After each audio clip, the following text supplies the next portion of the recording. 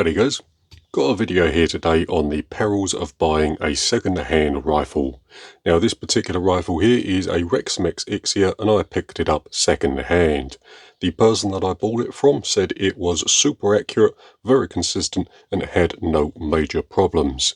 Now to cut a long story short, this rifle here is an absolute lemon. It has a slow leak, around 20 bar overnight, the consistency is all over the place and then the accuracy is bad to say the least. To be honest with you, it's not all bad. The action is in fairly good condition. It does have a couple of mount marks on the scope rail, and there's one or two other areas that have minor scratches, but nothing I am particularly worried about. The other nice thing is that it still does have the anti-tampers screws in the reg, so I don't think it's been messed about with inside, but we certainly do have a few issues that I need to sort out. So before we do anything, let's take it down range and I'll show you exactly how bad it is. Right then, so here we are all set up in Pete's airgun farm and I have a shoot and see target set out at 50 yards. There was no point in doing groups on paper as the pellets were pretty much going all over the place, so I skipped that and just shot the shoot and see. Now at 50 yards with this rifle I would typically expect a group around the 25 to 30mm mark. Nothing special but a loose grouping of pellets to show it's at least somewhat accurate. Instead I have a couple of problems. First, the actual group size done with this rifle is around 60 to 70mm in diameter, sometimes a little better, but I think that's more luck than anything else. And second, the loading is awful. In the video you can see that as I push the bolt forward it takes an enormous amount of force to push the pellet into the barrel. I'm guessing the barrel edge is a razor sharp edge and it's damaging the pellet as it's being loaded. The final problem that I have just shooting the rifle is the mags jam up fairly regularly. Sometimes the drum won't rotate or they'll only partially rotate and the pellet probe will get stuck on the mag itself. One mag is a little better than the other, but they're both pretty bad. Also, one mag has the alignment peg cut off for some reason. I didn't notice that when I actually bought the rifle. Now, before anyone asks, I did thoroughly pellet test the rifle. The pellets had little to no effect on accuracy. It tended to like the H&N Barracuda FTs, but I think that's only because the skirt is rather thick and it's a little harder to damage those pellets. But everything from QYS, H&N and JSB was tried with no real winner. Right then, back over at the bench, and even at 25 to 30 yards, the rifle still groups rubbishly. The group size does shrink a little, but not by much. It's still around 40 to 50mm even at 30 yards, so we certainly have a problem. Now, if I had bought this rifle from a shop, it would just be sent back. It's going to take a fair amount of work to get this shooting right, but as it was bought as a private sale, I have little choice but to fix the issue.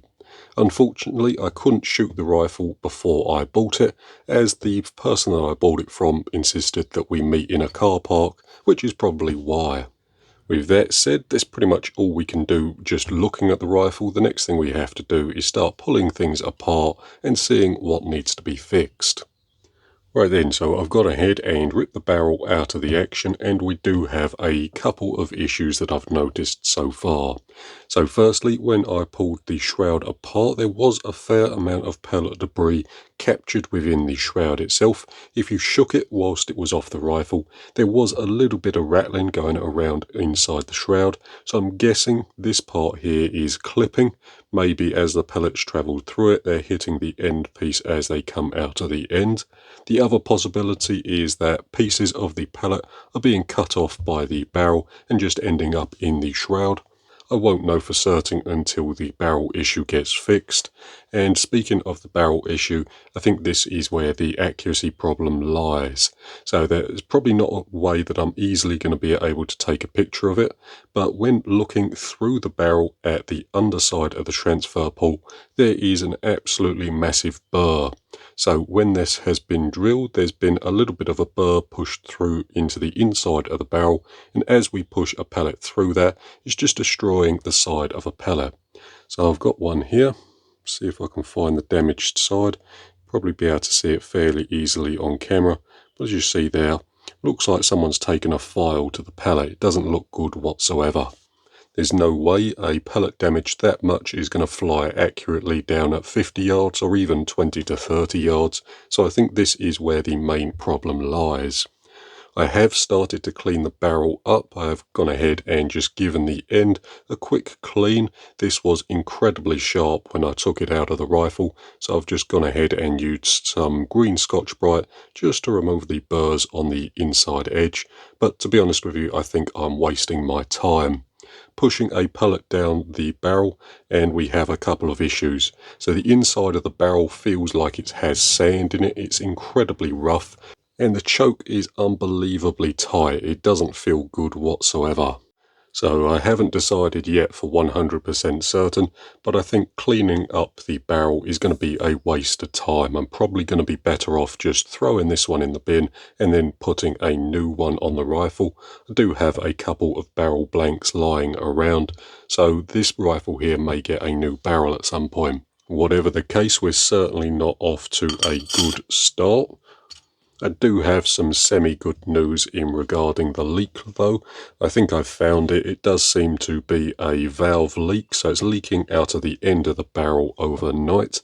Typically speaking, this is a fairly common issue with the cheaper end rifles. There's probably just a little bit of debris embedded in the valve seat which is stopping it from sealing completely, and that would explain the slow leak. I'll do a separate dedicated video on that, as that is a fairly common question that I get asked on the channel, and it is a fairly common problem with air guns in general, so I'll cover that fully in a separate video. Whilst I'm doing that, I might as well give the rifle a full strip down as well. We can service the regulator as well as all the internal components, so it shouldn't be a bad job. Right then, and there you have it. So this rifle here cost me 450 quid, and to shoot it at least semi-accurately, I'm going to have to put a new barrel on it, along with fully stripping and servicing the action. I will have to take a look at the regulator. However, with the barrel and shroud in its current state, there's no point in trying to fix the consistency issue, as the barrel is certainly not going to be helping. The last thing I want to do is just ask the ixia owners watching this video how many shots you're getting per fill. So from a full 250 bar fill, I'm getting around 120 shots, which when you consider this rifle uses quite a large air tank on the front, just seems ridiculously low. Online, the quoted figure seems to be about 200 shots from a 200 bar fill, which, if you consider I'm filling to 250, would be about double what I'm currently getting. The rifle does have an awful lot of hammer bounce, but I suspect that something's not quite right in the valve area. It may be staying open way too long and wasting a lot of air, but without pulling it apart I won't know for certain. With that all said and done, I do have a fair amount of work to do, but I will say I am fairly disappointed with the rifle, along with the person I bought it from. But there you go. Looking on the bright side, it is something that I think I can fix, so I think it's better that I bought it rather than someone who can't. And if you want to see how this rifle turns out, subscribe, as I'll be making a few videos on it on the channel. But with that said, that's going to do it for this one, so thank you for watching. I hope it's been interesting or useful, and I'll see you in the next video.